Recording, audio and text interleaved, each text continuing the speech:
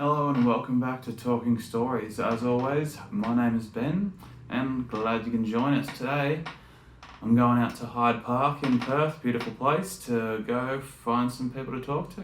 And just have a bit of an interview about how it feels to be them, as we did on the last one, and we'll see how it goes. See you there. Hey, it's Ben here again. I have just met a man named Cameron. Thank you for coming on. This is Talking Stories. I think it's episode 6 now, maybe, or I'm not sure yet.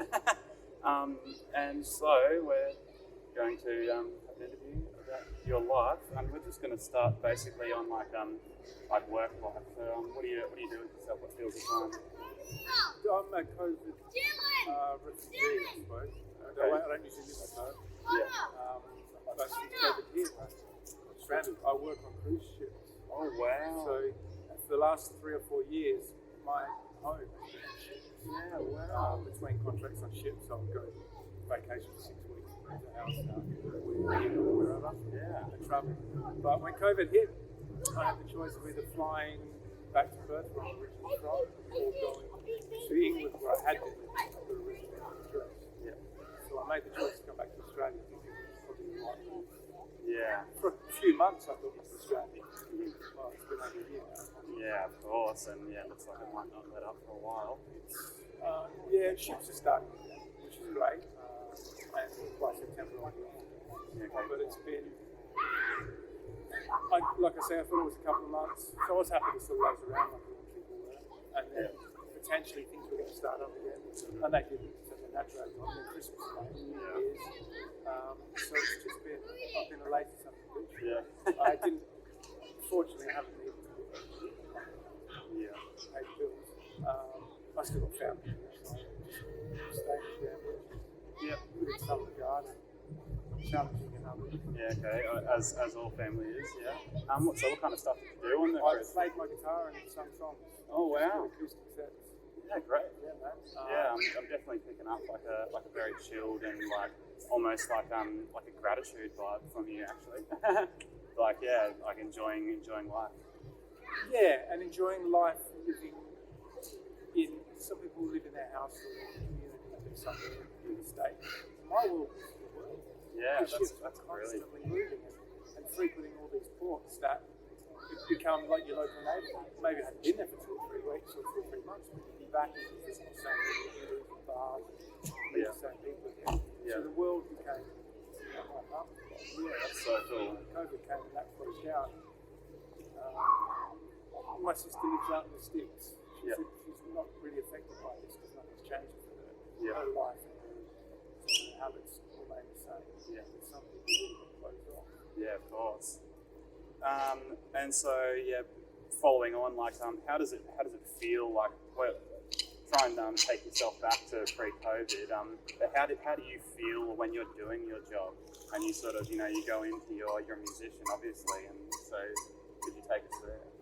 It's a beautiful feeling. Look, I was privileged enough to play music in an environment with people who, if they wanted to listen, the ship is you've got a couple of audience. If you've got 1,500, 2,000 people, and if you even get 10% of those that want to hang around and pick up on my vibe, whatever onto it, there's plenty of entertainment. Yeah. So I would just sit there half the time with my eyes shut, playing guitar, banging out a few tunes, really enjoying just playing music, and other people would come and sit around. And dare I say, it was probably a lot of ex-hippies and stuff hanging around. It was just mixed for you, sit there and enjoy the feeling of live music and each other's company. Yeah, and then you look out the window and there's the most glorious sunset happening. Yeah. And it was a big privilege. Of course, yeah, that's amazing to hear. I've never been on a cruise myself. We've I've talked about it with people before, but never made the commitment. Always sort of done like a road trip or something. Yeah, look, I think this is my place of employment, so it's different. I'm not sure I'd willingly take on a cruise and travel. I mean, it's an easy way to travel because it's an easier way to travel. You don't need to be finding hotels, unpacking, you've got your phone and hotel. So when you stop at the ports, you can go off and have a stumble back to the ship. Yeah.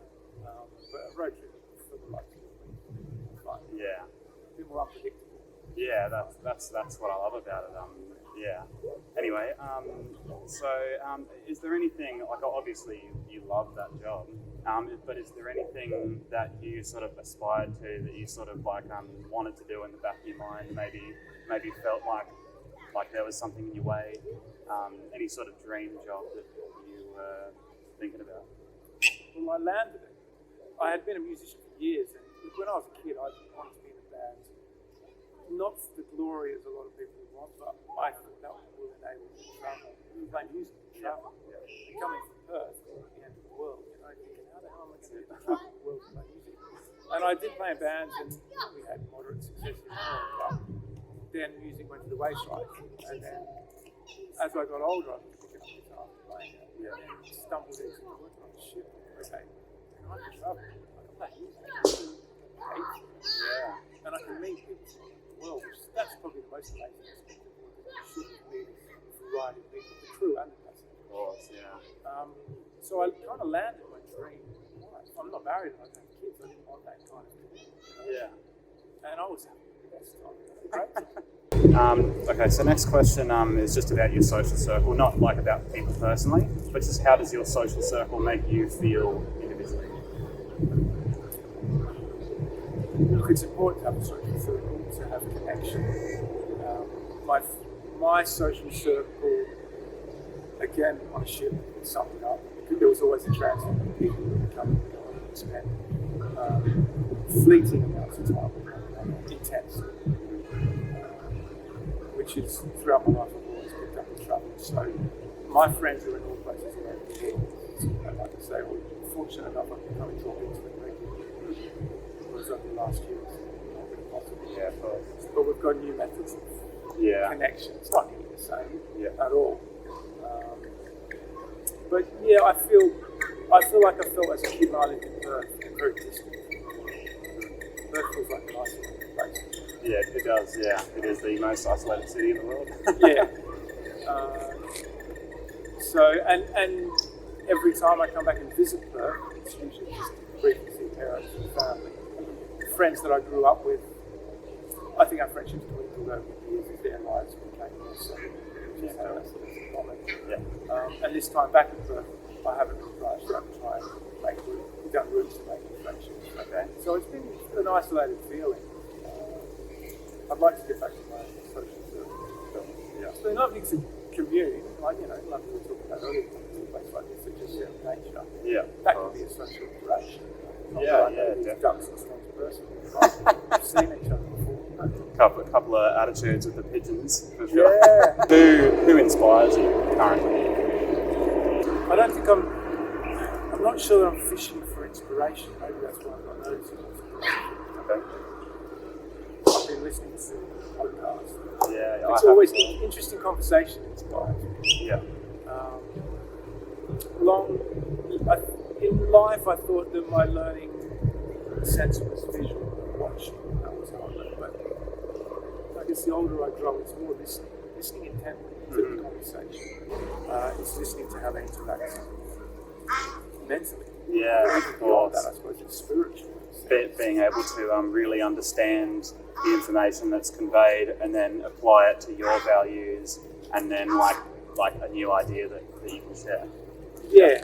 Yeah, and 3 years of enjoying music, but listening to music. Like, we're having a conversation, and as soon as we start to look at each other, we engage in different ways, and other senses become deeper. But really listening to a long conversation, people stumble within their thoughts, the way that they kind of bubble these things out of their mouth, without being distracted by how they're trying to convey it physically. Yeah. I find that interesting and inspiring, because it's meeting people on a different level. Been to enough places where people, in order for them to innerly express themselves, they've got to get through all of their habitual mannerisms of expressing themselves. Yeah. Like I am now, gesticulations in this space, the way you look, the way you smell, even the tone of your voice can be distracting sometimes. But when you just listen to something, without seeing visual, you strip back a lot of distractions. But it's nice, because human beings are amazing. Obviously not amazing. Of course, yeah. Most complicated things in the universe. Next question is, what is one of your most important values?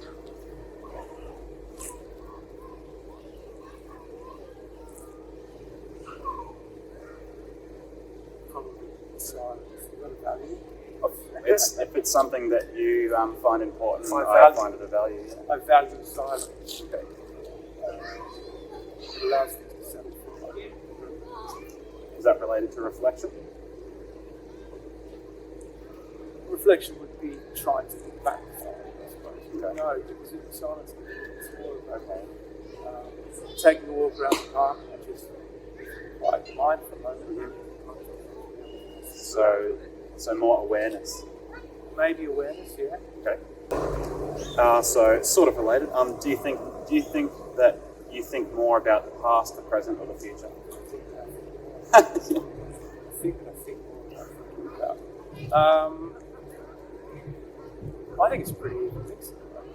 This last year has been a lot of time for thought and reflection. I was pretty well rehearsed with it for a few years. That was the first thing.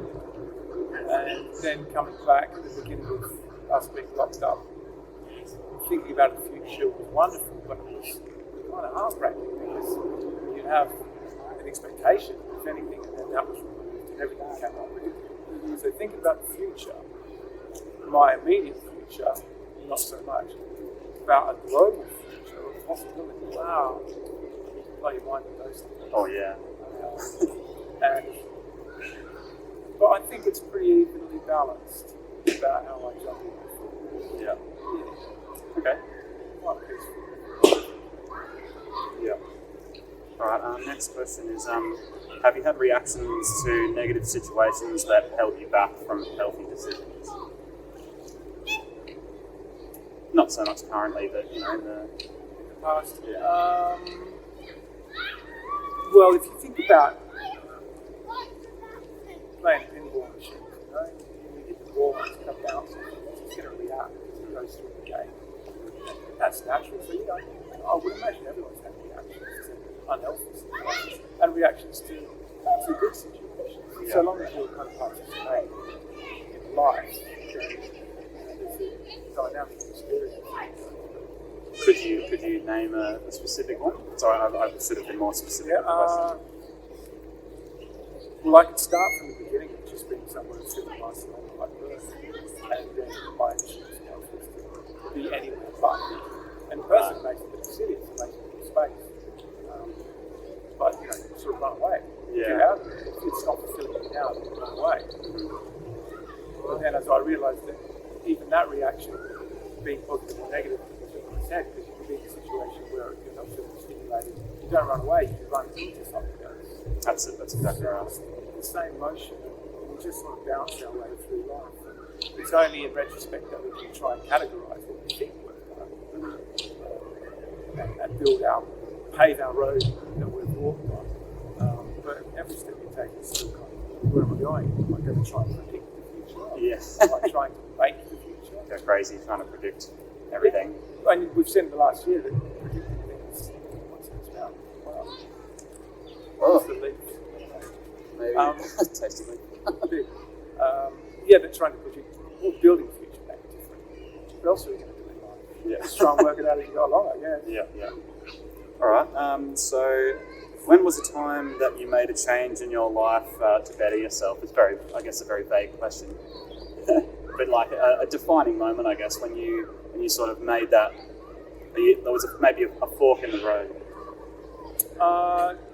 There's been loads of those, but the first one that comes to mind, I think, was a destructive relationship. Okay. Being involved with someone who addictions can come in all different shapes and sizes, and this person was good for work and had a great way of putting it into your brain. And it took a long time to realise, making the decision, and it was probably one of the most painful decisions. Not because I didn't want to leave the person, didn't know how, and it just hurt to sever, to cut that off. It was a real kind of entanglement. And it took me 3 years to find freedom again. Yeah. It was a good decision. It was an amazing decision. It taught me a lot. I moved from an environment that I lived in, and I thought, how do you get well when you're not well? When you're on your knees and you're broken, everything's cold down. And I moved. I was in England, beautiful countryside. hillside, and I moved down to the hillside, and I thought what I'm going to do is spend a few months in nature. Because when nature, and this was the ribs of winter, when nature is barren and empty, it goes to the next phase where it starts to regenerate, grow again. And I thought I'm going to meander through these hills, and I'm going to be with nature, I suppose. And as it begins to come back to life, I'm going to come back to life. Yeah. And strangely enough, it worked. I kind of rebuilt this nature. Yeah. Nice.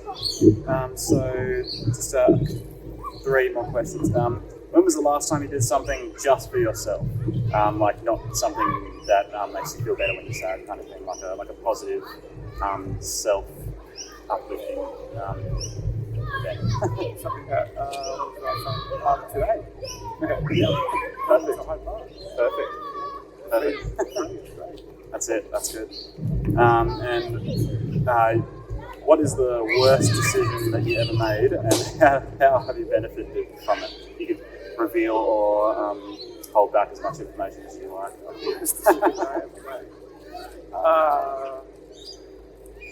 When you get to my age, it's hard to decipher the worst because there's a lot of turning points in life. Yeah.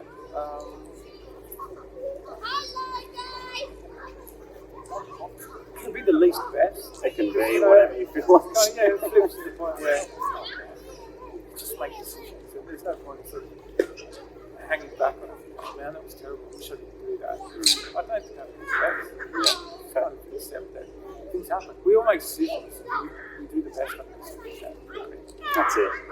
Yeah, there's not been anything bad that I'm going to harp on anyway. Okay, fair enough. And last question, gimmick question. You've seen a kangaroo hop, but have you ever seen a kangaroo swim?